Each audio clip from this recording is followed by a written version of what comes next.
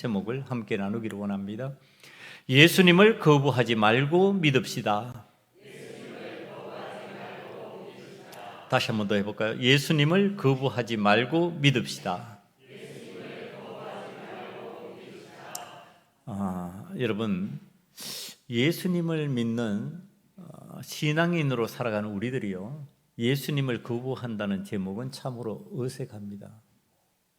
제가 이 제목을 정해야 될까 하고 말씀을 묵상하면서 계속 생각하는 가운데 참 이제 이 거부라는 단어가 거북스러운 거예요. 제 속에서. 내 속에서 지금 하나님께서 원하시는 것을 내가 거부하는 어떠한 모습이 있다면 그게 신앙인의 모습이 아닌데 라는 생각이 자꾸 이 거부라는 단어에 대해서 거부감이 생기게 만드는 거였어요. 그런데 사실 이 번역이 지금 거부라는 단어입니다. 이 한국 개역 성경이 이제 이게 번역이 되면서 다시 부인에서 거부라는 단어로 바뀌었어요. 이전의 성경에는 부인입니다. 예수님을 부인했다 이렇게 나왔는데 지금 이제 거부로 바뀐 거예요. 근데 그걸 그대로 받아들여서 오늘 인용해가지고 말씀의 제목으로 삼았어요. 오늘 본문 말씀 13절부터 15절까지를 잠깐 한번 볼까요? 보면은 아브라함과 이삭과 야곱의 하나님, 곧 우리 조상의 하나님이, 그러니까 하나님을 믿는 사람들이죠. 지금 믿는 사람들이 듣는 거예요. 그의 종 예수를 영화롭게 하셨느니라. 너희가 그를 넘겨주고 빌라도가 놓아 주기로 결의한 것을 너희가 그 앞에서 거부하였으니 너희가 거룩하고 의로운 일을 거부하고, 이게 이제 부인하고예요. 거부하고 도리어 살인한 사람을 놓아 주기를 구하여 생명의 주를 죽였도다. 그러나 하나님이 죽은 자 가운데서 그를 살리셨으니 우리가 이 일의 증인이라. 너희는 거부하고, 다시 말하면 부인하고, 우리는 그것을 인정하고 증인으로서 그 사명을 감당하고 있다, 이런 뜻입니다. 오늘 본문 말씀에 등장하는 이 거부가 사실 오늘 우리들이 신앙생활을 하고자 하는 사람들이 거부하는 내용과 다르다 이렇게 표현할 수가 있어요. 왜냐하면 지금 이 예수님을 거부한다고 표현하는 이 사람들은요, 예수님에 대해서 믿음을 가지고 바라보던 사람들이 아니었어요. 그러니까 예수님을 부인하던 사람들이었어요. 예수님은 하나님의 아들이 아니야? 하나님의 독생자 구세주가 아니야? 그러던 사람들이 거부한 거예요. 그런데 우리는 예수님을 하나님의 아들로 믿으려고 나온 사람들이잖아요. 그러니까 이 성경 말씀에 거부라는 단어가 우리한테 적용돼도 괜찮을까 생각하기 쉽습니다. 그런데 오늘 신앙생활을 해나가는 우리들의 삶 속에요, 목회를 해나가는 나의 삶 속에 나타나는 현상 중에 하나가 뭐냐 하면은 예수님을 거부하는 듯한 내용들이 있다라고 하는 사실입니다. 믿음의 사람들은 예수님을 절대로 거부하지 않을 것이라고 생각하는데 불구하고 속으로 들어가 보니까 믿는다고 하고 예수님을 따른다고 하고 잘 믿는다고 하는 사람들 속에 예수님을 거부하는 현상들이 일어나고 있더라. 그 증거가 성경에 분명히 드러납니다. 자, 예수님을 거부했던 사람들이 누굴까? 우리가 다 알고 있는 사람들. 첫 번째, 가룟유다입니다. 예수님을 3년 동안 열심히, 예수님의 공생의 기간 내내 십자가를 지시기 전까지 열심히 따라다녔던 사람이에요. 열심히 예수님과 동행하는 사람이었고요, 예수님께서 그에게 전대를 맡길 때, 회개를 맡길 정도로 그는 예수님의 제자들 중에서 사명감을 가지고 일했던 사람입니다. 그런데 그가 예수님을 돈으로 받고 팔아먹으면서 예수님을 거부해 버렸어요. 내 삶에서 거부한 거예요. 그것뿐만 아니에요. 우리가 잘 아는 대로 예수님의 수제자, 제자 중에 제자라고 생각하는 베드로가 십자가 사건 앞에서 예수님을 거부합니다. 예수님을 부인해 버립니다. 그 내용이 마태복음 26장에 등장하는데요. 거부하는 내용을 잠깐 한번 살펴보겠습니다. 69절을 보면은 베드로가 바깥 뜰에 앉았더니 한 여종이 나와 이르되, 한 여종이에요. 여러분, 이 여종이라고 하는 개념 아시죠? 연약한 자예요. 강력한 권한을 가지고 있는 사람이 아니에요. 세상에서 별로 인정받지 못하고 주인의 종으로서 살아가는, 그것도 여종이라고, 이 성경이 지금 등장하는 예수님 시대 이 여종이라고 하는 개념에 사람은 굉장히 미약하고 나약한 사람입니다. 그런데 그 미약하고 나약한 사람이 말하는 겁니다. 너도 갈릴리 사람 예수와 함께 있었도다 하거늘, 이렇게 베드로에게 말하거든요. 그러니까 베드로에게 너도 갈릴리 사람 예수와 함께 있은 예수의 제자가 아니냐. 그러니까 베드로가 모든 사람 앞에서 부인하여 이르되 나는 내가 무슨 말을 하는지 알지 못하겠노라 하며 예수님 거부합니다. 네 무슨 말 하는지 모르겠다. 그냥 얼토당토 않는 말이라는 뜻입니다.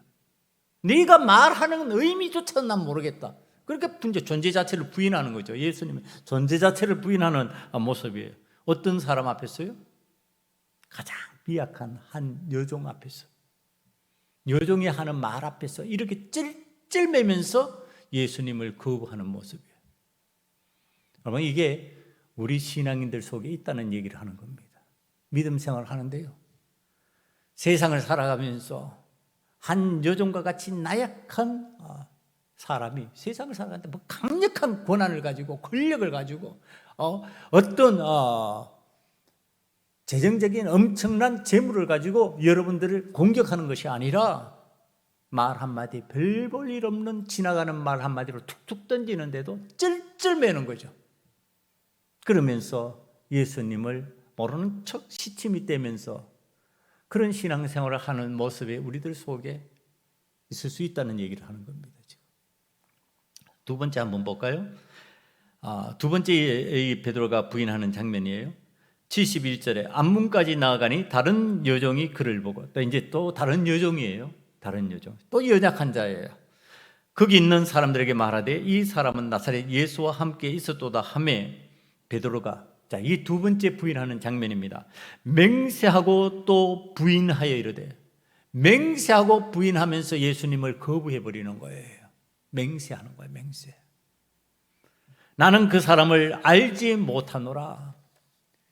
내가 안다면은 내가 내 손에, 우리 표현을 하면 내 손에 장을 지져도 좋다, 이런 식의 표현인 거죠. 이제 맹세해서 나 진짜 모른다.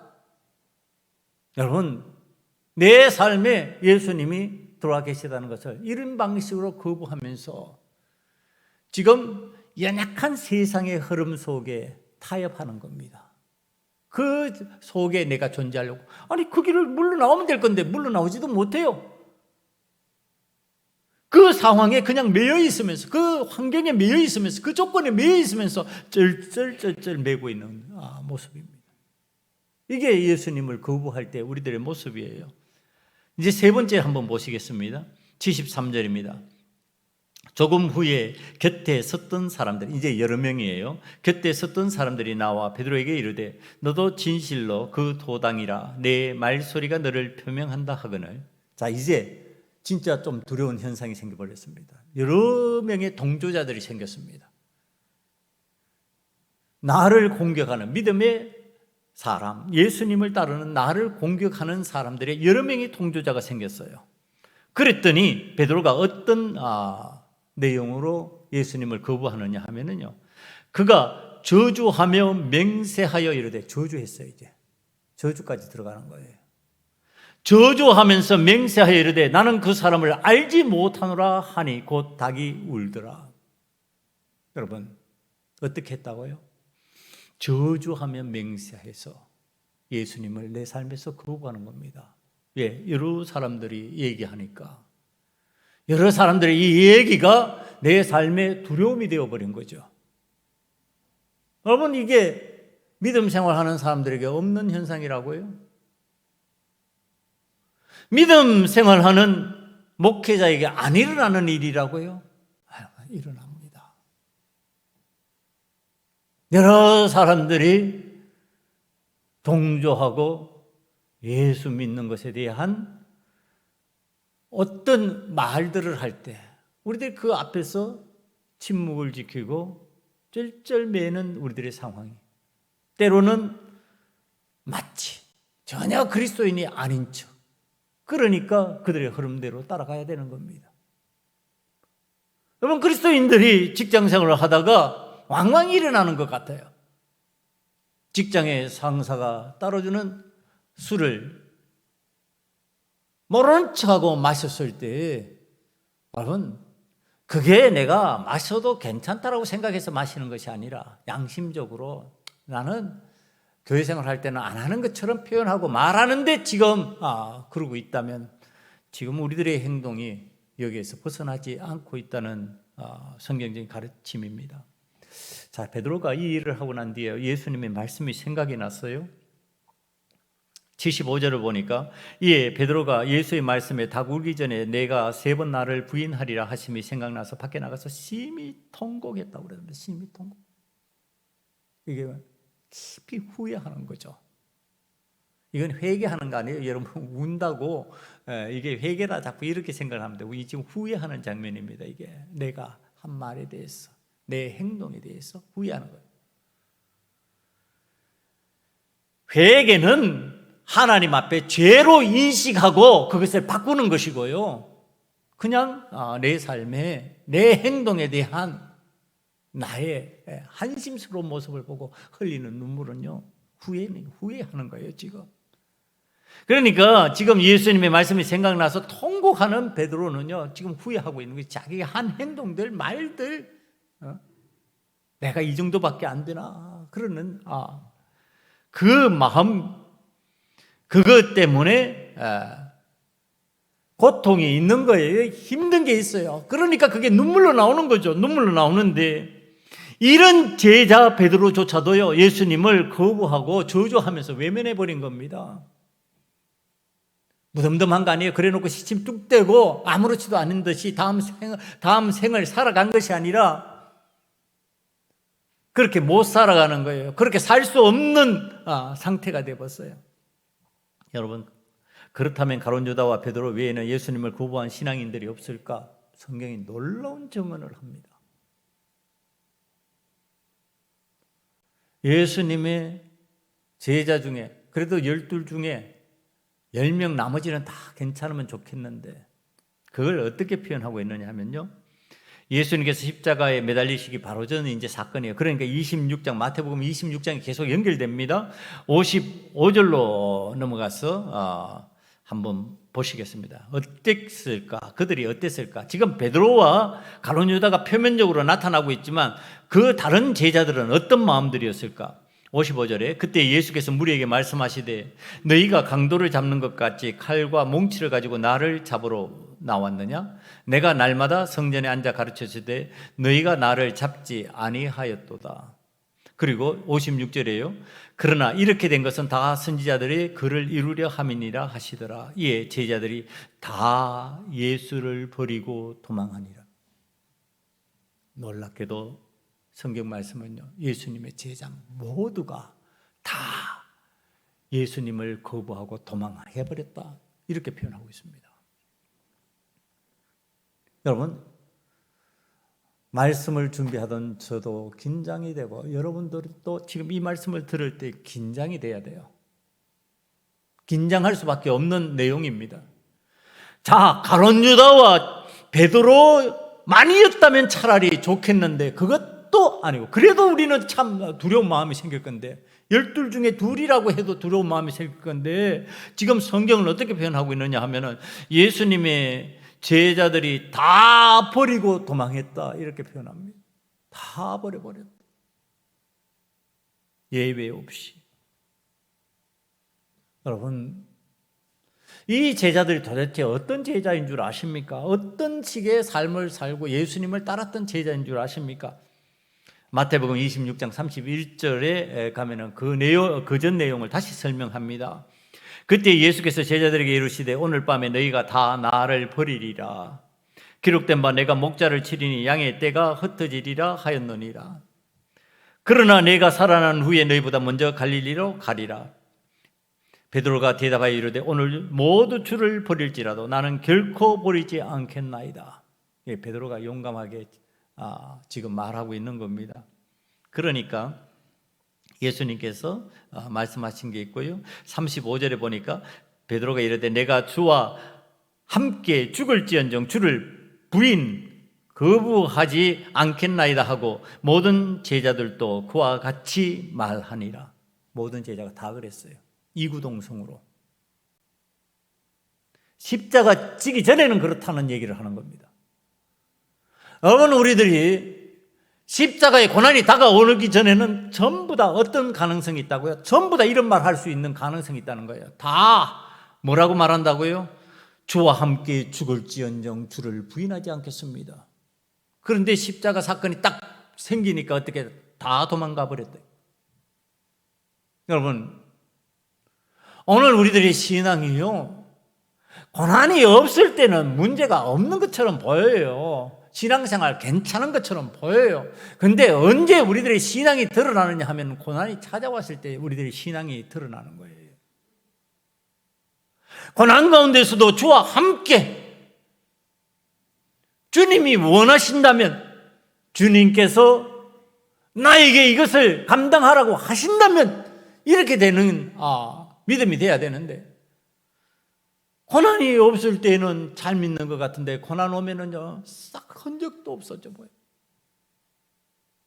그 용감했던 사람이, 그 큰 소리 치던 사람들이 다 어디에 가버렸냔 말이에요. 여러분, 우리들은 그래서 고난이 오기 전에, 고난이 왔을 때 어떤 방식으로 살아야 된다고 성경이 가르쳐 주느냐 하면은요, 성경 말씀을 준비하는데 다니엘이 번쩍 생각이 났어요. 다니엘 여러분 아시죠? 자, 이제 이 다니엘은 자기 나라에서 포로로 잡혀 바벨론으로 간 사람입니다.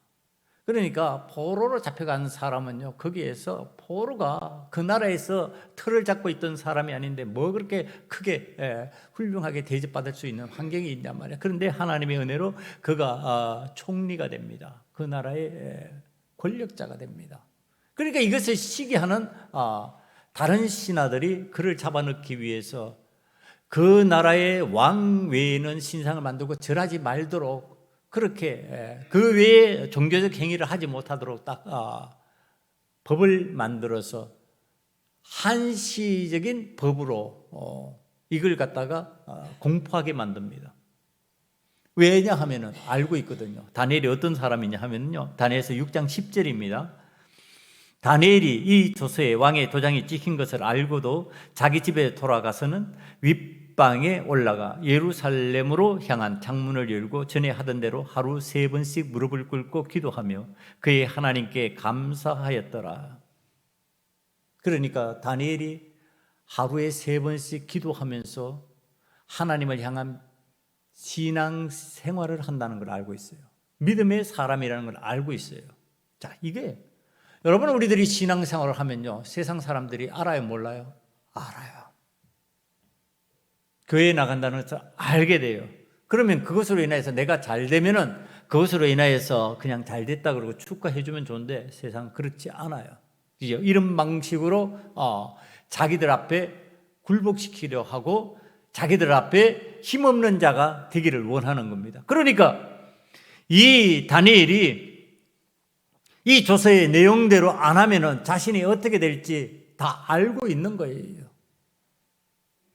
그런데 하나님을 믿는 믿음을 거부하지 아니하고 하루에 3번씩 기도하는 것 그대로 진행하고 있는 거죠. 기도하고 있는 거예요. 자, 기도했더니 성경이 가르쳐주는 내용이에요.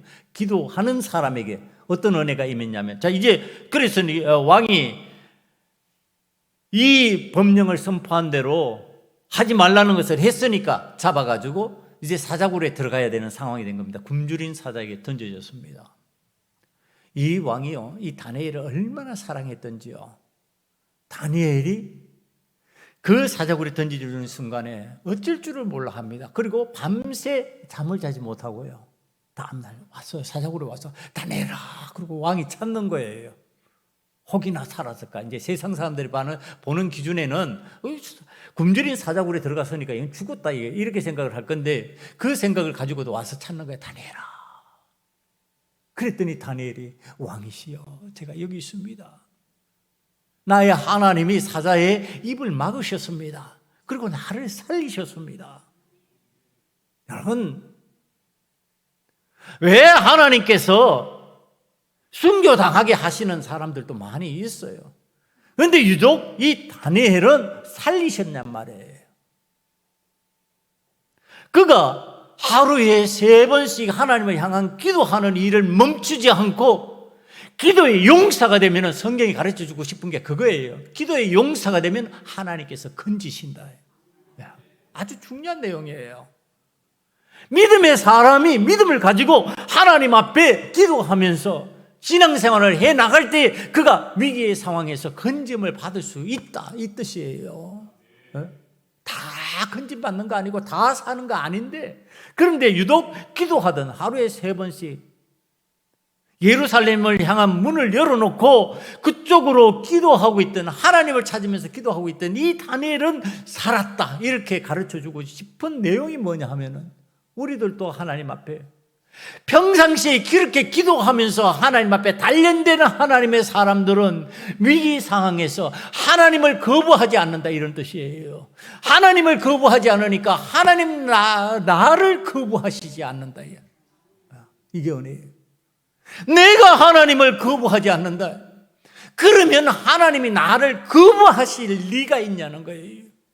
내가 하나님을 거부해버리는 거지. 내가 위기 상황이 오면 몰라요. 그러고서 안면 몰수해버리는 거죠. 내가 하나님의 은혜로 기도할 수 있는 사람이 되었고, 기도했더니 내가 하나님을 거부하지 않는다면 하나님 나를 거부하지 않고 어떤 상황에서도 나를 건져주셨다. 이 기도에 관한 내용을, 이게 구약에서만 찾으면 여러분들 신약적으로 약해질 수 있을 것 같아서 마태복음 26장 36절에서 다시 찾습니다. 마태복음 26장 36절에 이에 예수께서 제자들과 함께 겟세마네라 하는 곳에 이르러 제자들에게 이르시되 내가 저기 가서 기도할 동안에 너희는 여기 앉아 있으라 하시고, 예수님이 기도하러, 이제 십자가 사건을 앞에 두고 뭐 하러 가셨어요? 기도하러 가셨어요. 기도하러 가셔서 지금 제자들을 데리고 갔는데, 사랑하는 세 제자들 중에서 좀 선별해서, 야, 이 제자들은 내가 기도할 때 그래도 같이 기도하면서 이겨낼 수 있겠구나. 그리고 세 제자를 선별해서 데리고 가셨어요. 그게 베드로와 세베대의 2 아들입니다. 야고보와 요한, 이 세베대의 2 아들 베드로, 이렇게 3명이 올라갔는데요. 자, 이제 38절 말씀 한번 봅니다. 이에 말씀하시되 내 마음이 매우 고민하여 죽게 되었으니 너희는 여기 머물러 나와 함께 깨어 있어라. 깨어서 뭐 하라고 그랬어요? 예수님 기도하러 가셨으니까 깨어서 화투치기 하라고 그랬을까요? 아니죠. 예? 그런 거 아니잖아요. 야, 윷놀이 하라고 그랬을까? 그거 아니죠. 지금 거기에서 뭐 하라고 그러셨을까? 예수님 기도하러 가셨으니까 너희들도 어떻게 하라고? 기도해라죠. 기도해라. 그럼 깨어 있어라. 기도해라. 깨어 기도해라, 이 뜻입니다. 그리고 조금 나아가서 얼굴을 땅에 대시고 예수님과 기도하십니다. 기도하시는데 이제 기도하시다가 제자들이 기도하는 것이 궁금해서 오셨던 것 같아요. 그러니까 40절입니다. 제자들에게 오사 그 자는 것을 보시고, 예수님은 기도하고 계시는데 제자들은 자고 있는 거예요. 그랬더니 예수님께서 베드로에게 말씀하시는 겁니다. 너희가 나와 함께 1시간 또 이렇게 깨어 있을 수 없더냐? 나와 함께 못 깨어 있겠냐? 그렇게 그게 힘드냐? 그러면서 41절에 하시는 말씀이에요. 시험에 들지 않게 깨어 기도하라. 시험에 들지 않게 뭐 하라고요? 깨어 기도하라. 다시 한번 해볼까요? 우리 시험에 들지 않게 깨어 기도하라. 여러분, 시험에 들지 않게 깨어 기도해야 돼요. 시험에 들지 않게. 시험이 어떤 시험일까요? 예수님을 부인하는 거예요. 예수님을 거부하는 시험이 우리 속에 온다는 거예요.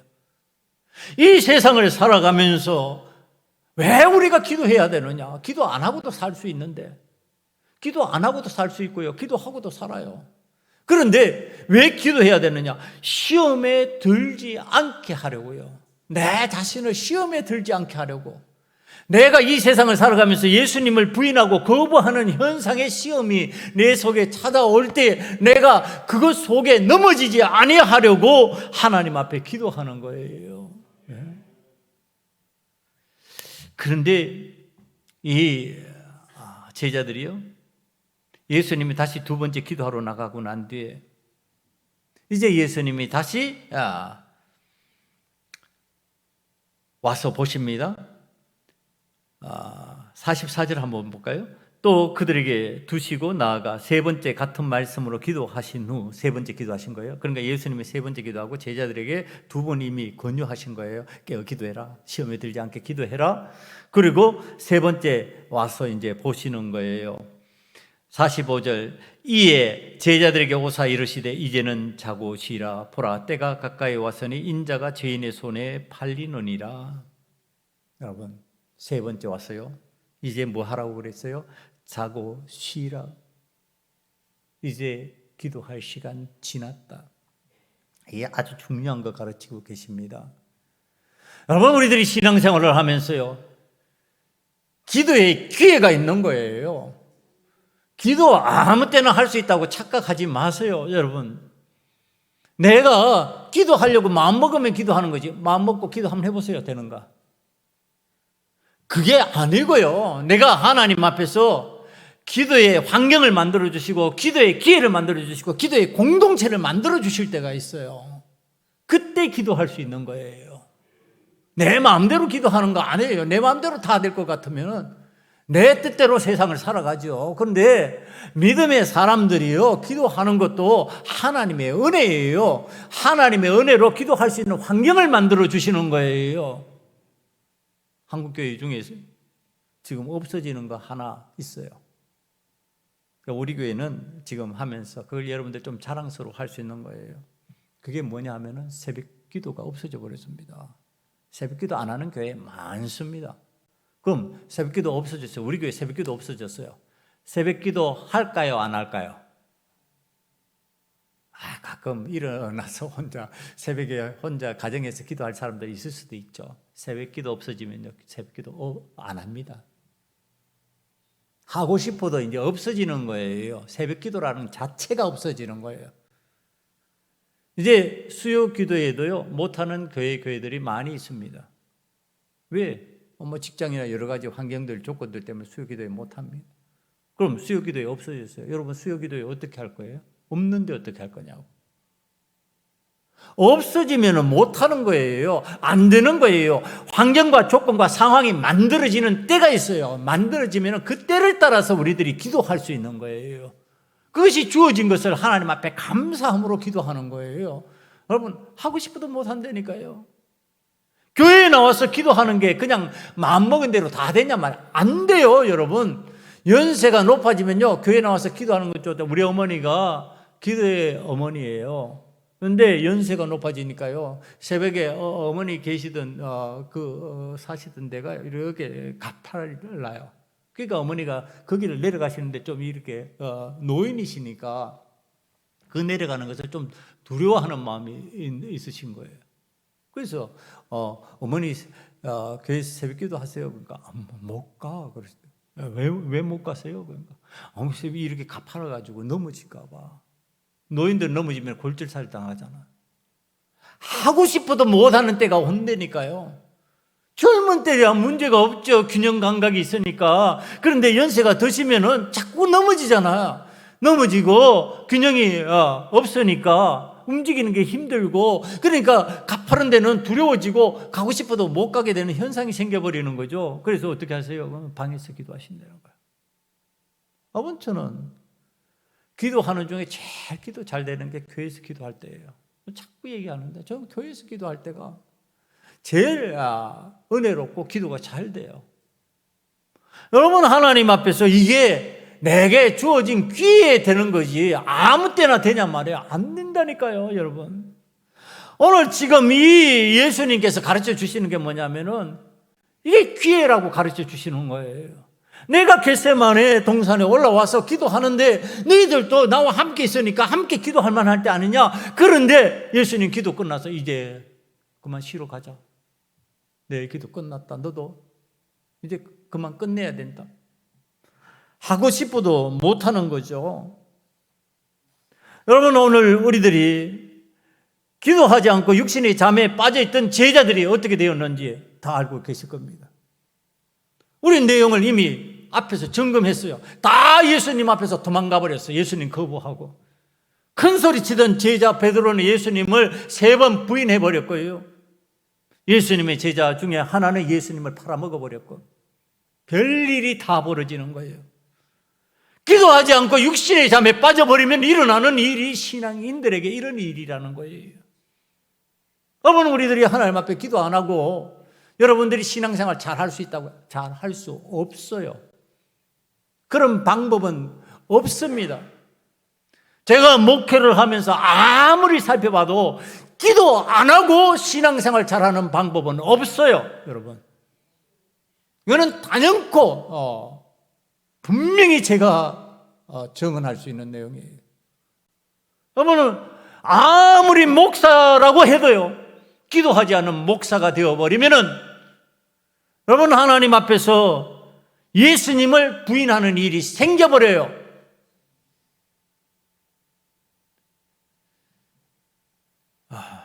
저는 우리 교회에 와서 부흥 집회를 여러분들이 거부감을 갖고 있는 것도 있고, 제가 개인적으로도 부흥 강사들에 대한 거부감이 좀 있어서 부흥회를 우리 교회는 안 했습니다. 안 했는데 저희 아버님은 그 아버님의 설교 자체가 좀 약하셨다고 생각해서 그런지 부흥회를 많이 하셨어요. 부흥회를 하셨는데 이 부흥회에 한 번은 목사님이 부흥 강사 목사님 오셨는데 보니까 이 목사님이 힘 백부도 심고 강대상에 다 올라와가지고 그 이제 막 춤도 추고 막 이러면서 참 재밌게 하시는 거예요.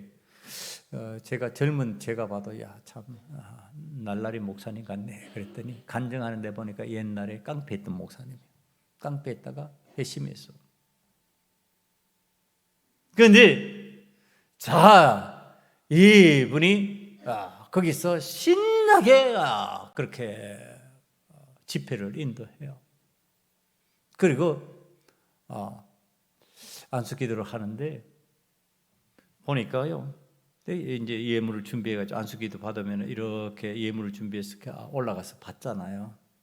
안수기도 특별기도 받는다고 하는데 저는 찬양대 속에 이렇게 앉아서 보다가 마음이 내리키지 않아가지고 안 받았어요. 목사 아들이 안 받으면 참 그거 교회에서 꼴상 사나울 수 있는데 꼴상 몹시 안 좋은 모습일 수 있는데요. 그런데 제가 안 받았어요. 딱 올라갔더니 이 사타구니 사이에 탁 끼우고 안수를 하는 거예요. 안수를 하면 그냥 손을 자연스럽게 얹고 좀 모습이 좋았으면 좋겠는데 왜 저런 모습으로 저렇게 자기 이 무릎 사이에다 고개를 끼우고 그렇게 안수를 할까? 거부감이 생겼어요. 그리고 그 집회에 대한 거부감이 있었어요. 그 표현도 제가 아버지가 목사님이니까 한 것 같아요. 어떻게 저런 강사를 모셨냐? 아버지라고 다 아실 수 있는 건 아니죠. 그리고 그 뒤에요, 제가 들은 거예요. 그분이 자살했대요. 여러분, 왜 예수님을 거부하는 모습을 가진 목회자의 삶을 살 수밖에 없냐? 왜 그런 삶의 내용으로 들어갈 수밖에 없냐? 그가 진짜 하나님 앞에서 목사라는 타이틀을 갖고 부흥회를 다니고 회심했다고 깡패가 변해가 목사가 됐다고 그렇게 말하고 있지만은 진짜 기도하는 목사였냐? 여러분, 오늘 하나님 앞에서 기도하지 아니하면 목사라는 타이틀이 그를 지켜주지 못한다. 기도하지 않는 재직이 되면은 장로든 권사든 집사든 누구든지 어떻게 될 수 있다? 예수님을 거부할 수 있다. 내 삶에서. 그걸 보고 자란 제가 부흥회 하고 싶겠냐고. 부흥회 하고 싶은 마음이 있을까요? 부흥회 별로 교회에서 하고 싶지 않은 거예요. 진짜 기도하는지 안 하는지 제가 찾아 들어가기도 힘들고 찾아보기도 힘들어요. 여러분, 우리는 하나님 앞에서 신앙생활을 하면서 지금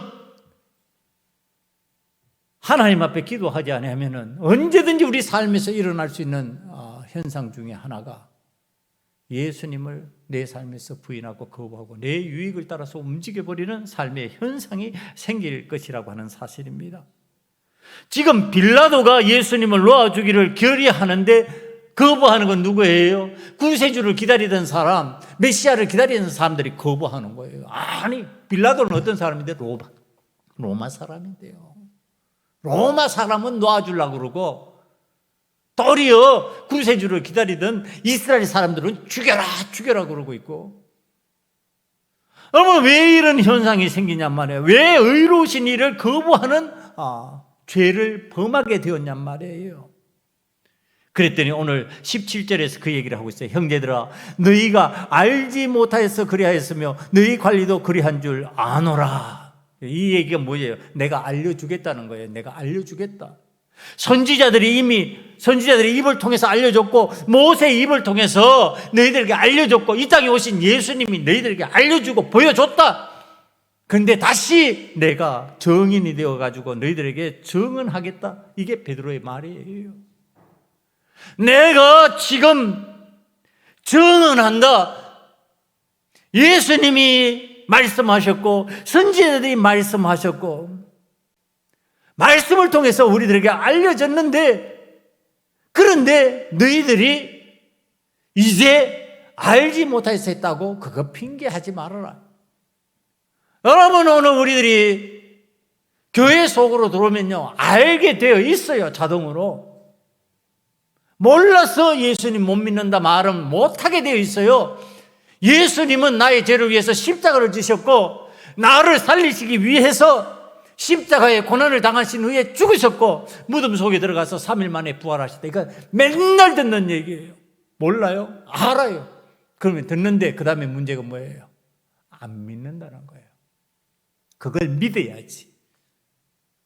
아무리 들어도 안 믿는다면 방법이 없는 거예요. 예수님이 우리를 위해서 내가 이 세상을 살아가는데 내 삶의 내용을 살펴보니까 죄예요. 죄가 많은 사람이에요. 그런데 이 죄에서 구원하시기 위해서 예수님이 이 땅에 오셨고 그 죄로 인하여서 십자가를 대신 지셨다. 그리고 죽으셨고 그리고 무덤에서 부활하셨다. 여러분이 이걸 믿어야 되는데 이걸 안 믿으면 어떻게 되느냐? 거부 현상이 일어나는 거예요. 필요 없어. 나 힘든데. 제자 베드로 같으면 나 잘못하면 죽게 생겼는데. 가룟 유다는 나 돈 필요한데 바꿔버려야지. 필요 없어. 이렇게 되는 거죠. 그런데 이 제자들이요, 여러분, 언제 예수님에 대해서 확 바뀌어버리신지 아십니까? 부활하신 주님을 만나고 나서예요. 부활하신 주님을 만나고 나니까 내가 염려하던 죽음 걱정할 거 없네. 돈으로 바꿀 수 없는 가치가 여기 있네. 그 주님 바라보고 이 베드로가 이제 예수님 따라 나도 주님과 함께 하는 삶을 살겠습니다. 그리고서 십자가 지는 삶으로 종결할 수 있게 된 거예요. 도망가고 피하고 숨고 배신하던 그 베드로가, 이게 이제 커버디스라고 하는 영화를 보면요, 그 장면을 설명하고 있어요. 이 베드로가 로마에 있다가 로마에서 탄압을 하니까, 기독교인을 탄압하니까 거기를 피해서 나오는 장면이 있어요. 그때 주님이 나타나서 네가 어디로 가느냐, 커버디스 도미네라는 단어가 나옵니다. 그랬더니 제주로가 그 주님 보면서 깜짝 놀라요. 아니, 내가 피하지 않겠습니다. 그리고 다시 로마로 들어간 거예요. 거기 로마로 들어가서 거기에서 마지막으로 나는 주님을 배신하였던다고 부인하였던 자야. 난 똑바로 십자가 질 수 없어. 전설과 같은 이야기야. 나는 거꾸로 십자가를 쥐고 죽을 거야. 그래서 거꾸로 십자가를 쥐고 죽었다는 그러한 내용. 어머니 베드로가 어찌 이렇게 예수님을 거부하던 삶에서 180도 달라진 예수님을 수용하고 예수님의 십자가를 수용하는 사람으로 바뀌었을까? 부활의 주님을 만났기 때문에 그래요. 여러분, 우리는 예수님을 믿는데 십자가의 예수님, 죽으신 예수님만 믿는 게 아니라 어떠신 예수님도 믿어요? 부활하신 예수님을 믿는 거예요. 죽음으로 끝나버린 예수님이 아니라 부활하셔서 하늘 우편, 하나님의 우편에 성천하셔서 지금 또 살아계시고 역사하시고 우리 속에서 성령으로 더불어 말씀하여 주시는 그 예수님, 우리들이 믿는 거예요. 그렇게 되면 거부감이 없어지는 거예요. 여러분, 사람 바라보면요 거부감 생겨요. 여러분, 저 바라보면 거부감 생겨요. 왜? 나는 허물 있고 부족하고 연약한 사람이니까. 나를 바라보는 게 아니고 뭐예요? 내 속에 계시는 예수님, 내가 전하는 예수님이에요. 예수님 바라보면은요 실망 안 하게 되어 있어요. 사람 바라보다가 실망한 이 성령 역사상 가장 훌륭한 전도자 사도 바울에게서 나타나는 이야기입니다. 디모데후서 4장 10절을 보면요 이렇게 성경이 얘기를 합니다. 데마는 이 세상을 사랑하여 나를 버리고 데살로니가로 갔고, 그레스게는 갈라디아로, 디도는 달마디아로 갔고. 그런데 데마라는 사람이 이 세상을 사랑하여 나를 버리고 그래, 이렇게 나와서 나를 버리고. 그러니까 뭐냐면은 사도 바울이요, 사도 바울을 따랐던 사람이에요. 따랐던 사람인데 사도 바울을 버리고 어디로 갔다고요? 세상으로 가버렸다고요. 그러니까 이 사람은 누구를 사랑한 거예요? 사도 바울을 사랑한 거예요. 사도 바울 속에 있는 예수님을 사랑한 게 아니고 사도 바울을 사랑했다가 사도 바울을 버려버리고 세상으로 갔어요. 어머니, 이 이야기가 우리에게 알려주는 내용이 있어요. 아무리 훌륭한 전도자고 탁월한 목회자인 것 같고요, 그래도 그 사람을 바라보고 그 사람을 사랑하면은 버리고 세상으로 갈 수 있게 되어버린다는 거예요.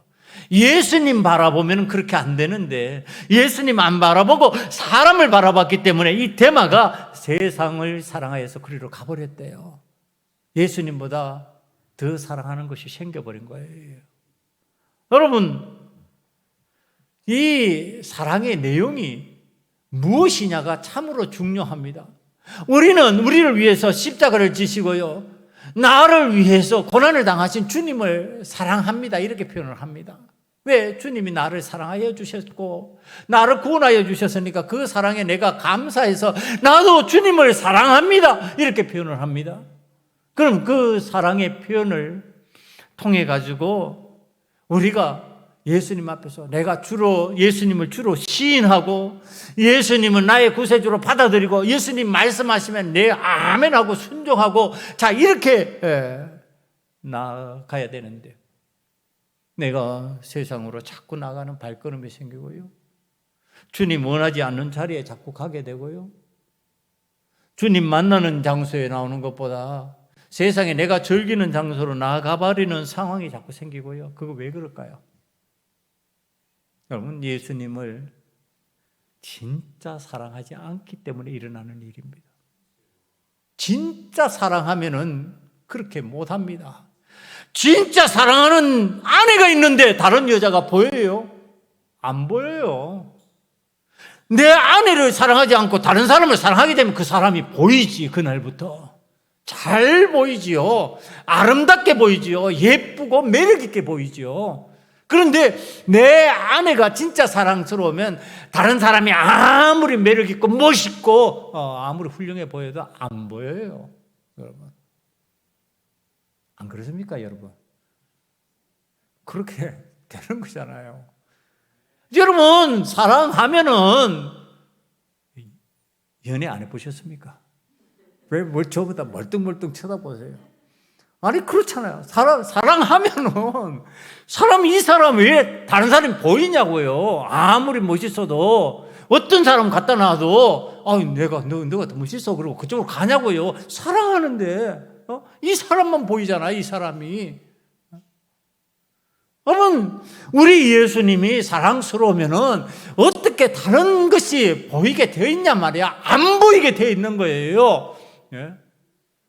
다른 것들이 호기심조차 안 생기게 되어 있어요. 그런데 예수님을 진짜 사랑 안 하니까 어떤 일이 있냐 하면은요, 예수 믿는 사람들이 전보로 많이 온다는 얘기 들으면 기가 막히는 거예요. 예? 거기 가서 점은 점이고 이렇게 얘기한대요. 믿는 사람들이 점은 점이고 내가 예수 믿는 거 예수님을 사랑하는데 아니 어떻게 점 볼 생각을 하냐면 예수님한테 물어봐야지. 예수님을 사랑하니까 사랑하는 예수님 앞에 예수님 어떻게 할까요? 내가 어떤 것을 해야 될까요? 어떤 방식으로 살아야 될까요? 내가 묻고 싶은 거 있으면 거기 물으면 되지. 그리고 안 가르쳐 주시면 어떻게 해야 돼요? 내가 몰라도 되나 보다. 그러고 제가 이제 여러분들 앞에 우리 초신자들이 있어 자꾸 간정적으로 얘기를 하는데 제가 우리 교회 오는데 기도를 했어요. 하나님 앞에 이렇게 우리 교회를 놓고 먼저 이제 부목사로 있던 교회에서 새벽에 기도를 하는데 이제 교회 이름을 딱 주셨다고 그랬잖아요. 교회 이름이 그때 소금언약이에요. 그러니까 깜짝 놀랐어요. 제가 하나님 앞에 기도하면서 물었어요. 하나님, 저는 개척을 하는 게 아니고 청빙으로 갑니다. 하나님 모르는 듯이 제가 다시 반문을 한 거예요. 하나님, 저는 청빙 확정이 돼서 청빙 받아 갈 겁니다. 그 교회 가는데. 근데 왜 교회 이름 주세요? 제가 물었어요. 하나님 앞에. 그렇잖아요. 아니, 개척을 하면 이름 주시면 감사하죠. 내가 고민해야 될 거 하나님이 대신 해주셨구나. 그러고서 그 이름을 가지고 개척 이름 붙이고 딱 하면 되는데 이미 기존 교회가 있었어요. 응암중앙교회. 응암동 중앙에 있는 멋있는 교회라고 그렇게 하나님께서 딱 주셨는데 아니 나한테 이름을 주시니까 내가 참 궁금하잖아. 이게 이유를 모르겠으니까 물었단 말이야. 하나님 왜 이름 주시죠? 대답을 안 하셔. 안 가르쳐 주시는 거예요. 그래가지고 안 가르쳐 주시면 할 수 없지. 하나님께서 이유가 있겠지. 그리고 저 우리 교회 왔어요. 그러고 나서 제가 몇 년 후에 교회에 분쟁이 생겼을 때 그때 이제 깨달은 거예요. 이때를 위해서 하나님 이름 주셨구나. 우리 교회 이름 바꿔야 되는 상황이 되는구나. 여러분, 궁금하면 하나님한테 주님 앞에 물으면 되는 거예요. 하나님 앞에 물으면 되는 거예요. 안 가르쳐 주시면 그것조차도 수용하는 거예요. 네? 그것 때문에 하나님 미워요. 예수님 미워요. 왜 안 가르쳐 주세요? 이러냔 말이야. 그건 유치한 거죠. 신앙이 자라나면은 그런 식으로 신앙생활 안 하잖아요. 어릴 때는 엄마 미워, 아빠 미워 이게 입에 달려있지만은 장성해서 그 입에 올리면요, 그 미운 자식이 되는 거죠. 그렇게 할 수 없어요. 나에게 어떤 희생을 치렀는지 다 알기 때문에 그렇게 표현 안 하는 거예요. 못 하는 거예요. 하나님께서 우리에게 가르쳐 주시면 아멘하고 거기서 받아들이면 되는 것이고 안 가르쳐 주시면 하나님 뜻이 있겠지. 언젠가 깨닫게 만들어 주셔요. 여러분, 하나님 앞에서 우리들이 진짜 사랑한다 하면서요, 주님의 뜻대로 사냔 말이에요. 주님 뜻대로 사는 게 아니고 내 마음대로 살면서 입에는 맨날 주님 사랑합니다. 저 서양식 사랑을 저는 잘 이해를 못해요. 맨날 서양식으로 사랑합니다 입에는 붙어 있는데 사랑해서 이별한대. 그거 참 나는 도대체 이해를 못하는 거야. 그건 서양식 사랑이에요. 우리 사랑은 그런 사랑이 아니야. 사랑하면 같이 있어야지. 사랑하면 함께 해야지. 사랑하면은 내가 갖고 싶은 것도 넘겨주고 싶은 거지. 여러분, 이렇게 하나님 앞에서 사랑을 체험하면서 살 수 있는 우리들이 그 사랑 안에서 살지 아니하니까 어떤 현상이 일어나느냐? 거부하는 현상이 생겨버리는 거예요. 그 예수님이 나의 사랑이 되어야 되고 나의 고백이 되어야 되는데 그가 안 되는 거예요. 지금 안전뱅이가 일어났어요. 그거 보고 사람들이 다 신기해요. 이야, 대단하다. 그 베드로가 그거 알라고 어떻게 기도했느냐 하면요, 다른 사람들 다 있는 데서, 사람들이 있는 데서 이렇게 얘기하는 거예요. 나는 은과 금은 없는데, 네가 기대하는 은과 금은 없는데 내게 있는 것으로 내게 명하노니, 내 안에 계시는 예수 그리스도 이름으로 명하노니 일어나 걸어라. 누구의 이름 가지고 하는 거예요? 예수님 이름 가지고 하는 거예요. 내 안에 계시는 예수님, 내가 사랑하는 그 예수님, 그 예수님으로 인하여 너는 일어설 수 있을 것이야. 지금 그렇게 선포하고요. 그거 들었어요. 그리고 일어났어요. 누가 한 거예요? 예수님이 한 거지. 근데 누구 쳐다봐요? 베드로 쳐다봐요. 요한 쳐다봐요. 사람들이 베드로, 요한 쳐다봐요. 그들이 무슨 능력이 있는 것처럼. 사람 바라보면 어떻게 된다고요? 넘어진다고요. 사람 바라보면요, 제대로 신앙생활 못하게 된다고요. 여러분, 지금 베드로는 분명히 선포하고 있는 거예요.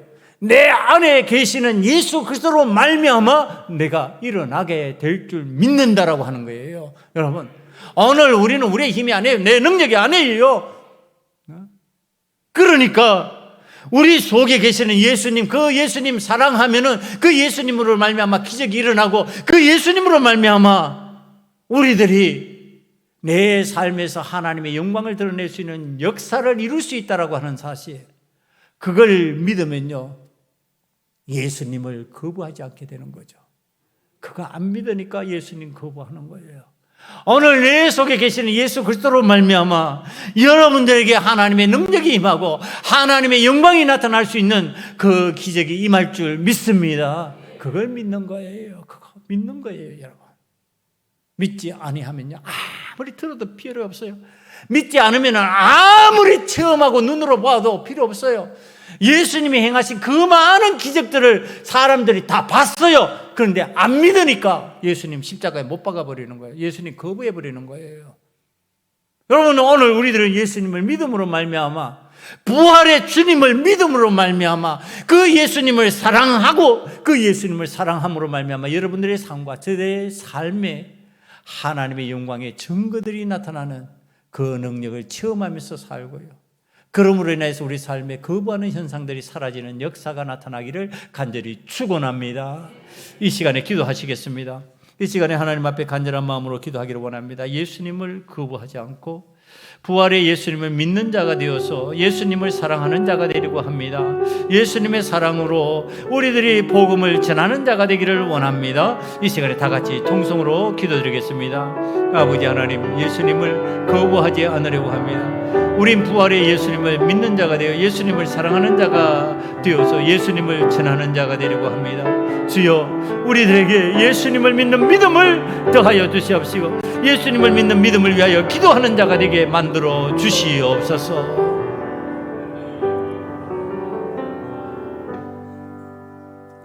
아버지 하나님, 우리는 예수님을 잘 믿는 믿음의 사람들이 되기를 원합니다.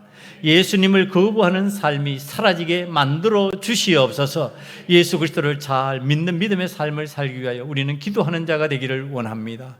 아버지 하나님, 모르면 예수님께 묻게 하시고 아버지 하나님의 은혜를 구하면은 예수님 앞에 간구하는 자가 되기를 원합니다. 그래야 해서 저희들이 기도하는 소원을 하나님께서 이루어 주시고 하나님께서 저희들에게 권능을 베푸시는 것을 체험하며 살아가게 만들어 주시옵소서. 예수님 이름으로 감사하며 기도드리옵나이다. 아멘.